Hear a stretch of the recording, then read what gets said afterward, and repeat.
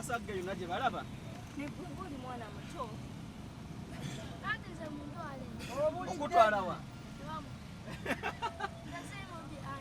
obeerawa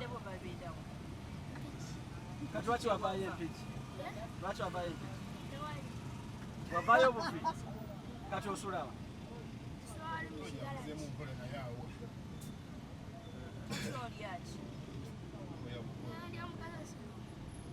naye lwaki mulidde edire nnyo gadi bwegombuusa gadi kweri mbuuzi ali waggulu eyiyo mira bagiseemu ya driver naye omwana oba yagiseemu ati abaana siraata mmotoka ate naawe tewalabye oba kyekyakubeera kiringa ekibaluka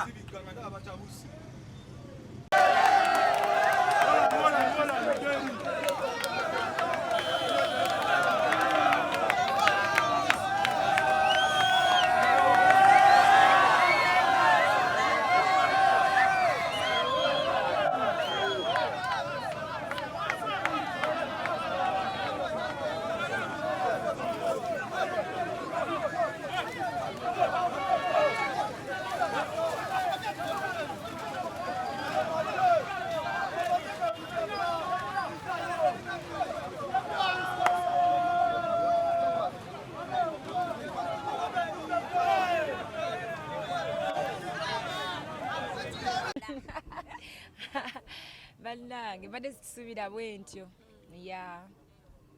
naye kasa tuvuddeyo binsobyeko olw'ensonga omanyi kati abavubuka babadde bagezaako otucontactinga for a long time nga balina abantu abamu be bayitamu kati ndowooza bakubi ba bikonde abamu nasoma nabo awo Kampala Citizen College naye nga omanyi olumu bagamba banaye otulekeredde biki nembaga njafuna time nja kujja naye nga simanyi we ŋŋenda nti bangi bwe batyo ate bwe batyo bwe bali naye ekiyo omukisa omulungi bambi beefuze ne tusobola kwaba biguddemu kati tutegedde babituuse mu bantu abatuufu banedda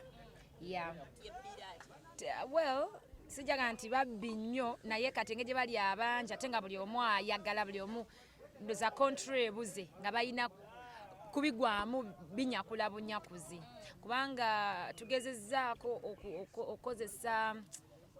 abakulira naye nga omanyi tebaagala binombo muntu tebaagala muntu polisi tebaagala simanyi chairman abo bagamba ffe bitukwase nga ffe so kyovola nti badde balina obigwamu bugwe embeera nekujjukiza ki because tulabimu abaana b'emyaka omusanvu nga bakambwe bannaye kyo kya nnaku abaana okubanga bali ku street abamu babyereetera ate abamu babeerayo nga tebakyagala naye ndayo omwana myaka musanvu omwana muto nenga bannaye kindisorganizinze naye olumu ebintu ebimu tosobola biwakanya nteekateeka za Katonda naye just nyongero bakubiriza nze nganze bannaye ebiragalagala babiveeko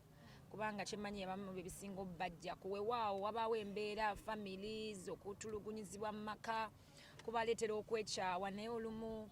nabo bakola ki bateekamu egundi eyo kuba nti omukwano gwange akozesa kyonna nkankozese kiri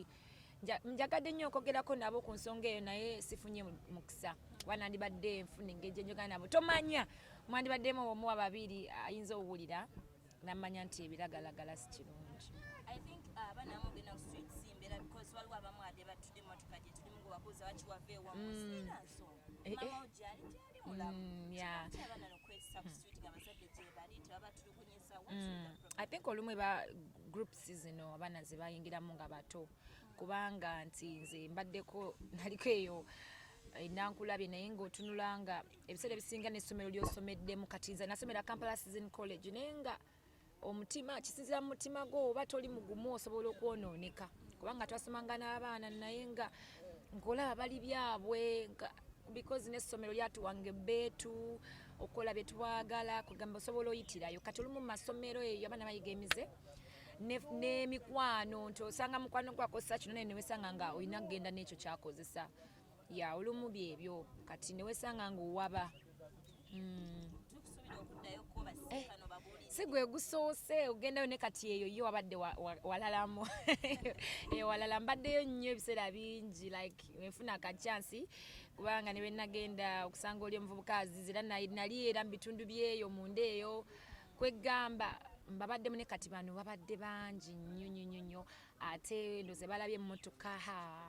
kwegamba nga kirala naye we ndiba nfunye omukisa omulala osanga ndigendayo ku luno tulifuna engeri gye tuteekateeka okulaba nga balidde naye kati ffenna nabo bantu ate baana twandiyagadde nabo bakyusibwe babeereko ngaffe abantu oba ngambe ntya ab'obuvunaanyizibwa oba because tetusobola kugamba nti nno olwokuba bayonooneka tubalekereyo tugezaako kye tusobodde we kigaana naye ng'ogezezzaako kubanga twagala ate bawongere kuwera at least olwanisako kyolwanisizza ne mulaba nga ate temufunamu numbers abaana okuba nga beeyongera okuba ku street n'okosa ebiragalagala. Ndi bulungi just kale sebo ndi bulungi ogamba oti tuvuddeyo namwe mukulika eyo sibalabyeko naye lwakuba tukyanguyidde tekutte muliro ya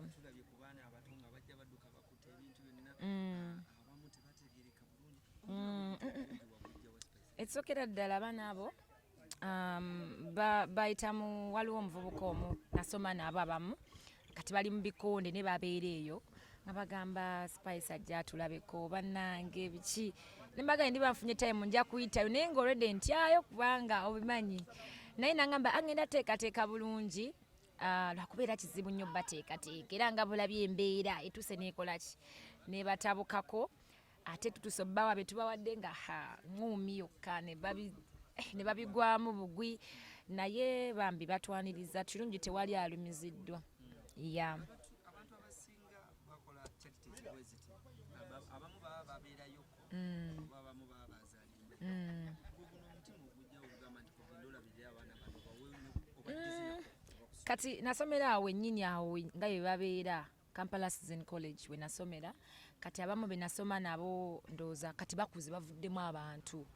era nga mbasanga mu bintu bingi abamu bakubi babikonde bali mu bintu ebyenjawulo naye nga bakugamba omanyi twandibali tuddayo ku baana bano because gye twava biki tuba encouraging oba ne tubaako engeri gye tubakyusaamu oba kyonna ky'oba osobodde mbagamba nja kukola kijja kudda because nange bwe banga nsomedde mu mbeera bweti mbaddeko mu gundi z'eggeto z'ennankulabe omanyi kyekitegeeza okuba mu ggeto eyo nti kati nangamba omanyi kyoba okola tufundeyo kyonna kasabbuuni ako tekatukola bubi kuba balwawo ndowooza olumu okunaaba biki nemugaba nja kukola ekyo nja kuleeta kyonna kyena bansobodde then balina ttiimu yaabwe ey'omupiira bagamba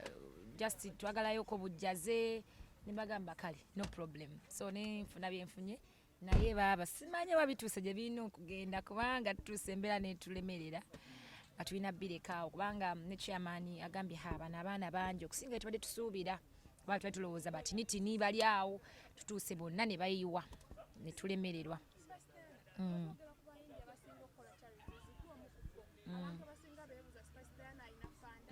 Fanda yani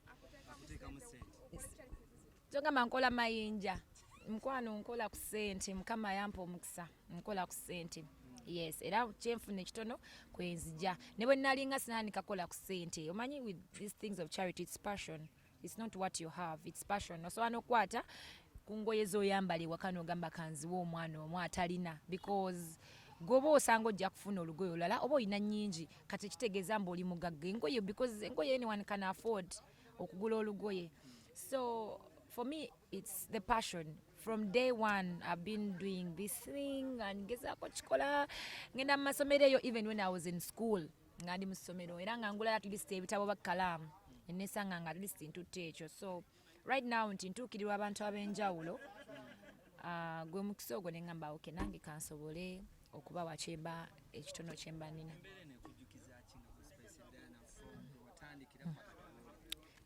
kale embeera simanyi kyotegeeza ndaba osese sinaba nakukiddamu no I mean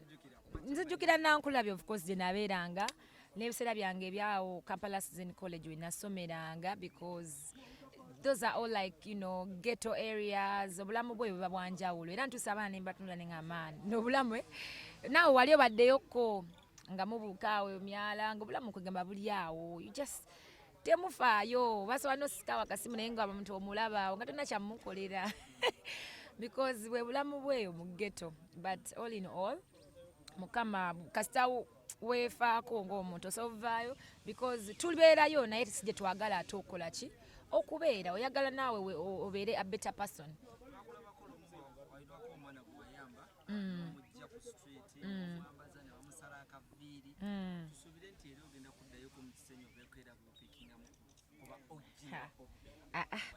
Of course ba ojibo ne ba obi ba kati twakula bakulu bali mu myaka emikuluko naye kati era be bamu benayiseemu genda awo tubadde kuba bo baakula kati balabe bakyabeera mu Kisenyi eyo naye balaba embeera eriyo ne baga spice itako wano tulabeko tu encouraging bwe bato olaba naye waveeri naye nabana abaana abato betaaga okumanya nti you need to work oba oveeko wooli okole oveemu omuntu. So ate ba oji ne ba obi mbasinza kubadda muka kati bakulu buli omu ali mu bintu birala nnyo naye abaana abo si kyangu nnyo okubajjamu because birimu engeri y'ebiragalalagala ate ng'omuntu omunze so akikwasaganya nzekka kuba n'oyo gwe nagezaako okuyamba era yaddamu nadda mu biragalalagala nentwala mu rehab naddukayo ne muzzaayo naddamu n'atolosanga ebiragalalagala kwegamba nentuuka ne giving up but still sagala giving up. I feel like I need to push more okwogerako nabo wemba nfunye chance oba encouraging okubalaga ffeno gye tuli nti obulamu eno buli better than gye muli so mukole nga muva gye muli mujjeko in a better life but go jayo kuva ku biragalalagala kumanya nti mafunye omulimu kankole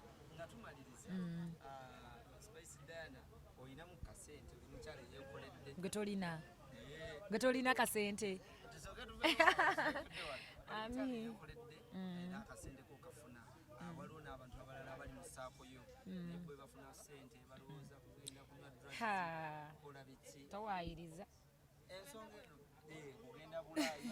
towayiriza well ekyo kintu buli omu wadde mbokola kyayagala mu ssente ze kuba zibazize nange olabye enkola nkikola kuba njagala nina eddembe lyange okwata ssente zange nenziwa oba gwe njagala oba nenzigulamu engoye because it's my money nzikoleredde so kiri gye bali nabo spending how they want ssente kubanga ziba zaabwe naye ebiseera ebisinga mmwe mulemesa abantu okukola ebintu bino honestly speaking kankubuulira ekintu kimu ebiseera ebisinga nganze bwe nvaayo nenkola ekintu kino ngagamba oyo alina ssente anti yeeraga biki mukwana nandibadde nkwata esente nga nengulamu emmere nendya oba nengulamu whatever but because I have passion for it ate I feel like ebiseera ebisinga enensi ya kuyambagana ffenna kuyambagana nengamba kankwate kino kyenina nga baneko n'abala naye mmwe mujja olumu woba okoze ebintu bino nga batandika okukuvuma nga batandika okwogera they will never say anything good ngoba okoze ekirungi era bajja noonyayo kibi because me I've seen it mba ku social media I see everything tokola ekirungi oli nanoonya ekibi kyokoze oba kiwakola oba nakujwetekako at least ekintu abika ekirungi kyokoze so I feel like n'abantu abamu abandyagadde okola kyenkola batya ekyo nti bajja tandika oboogerera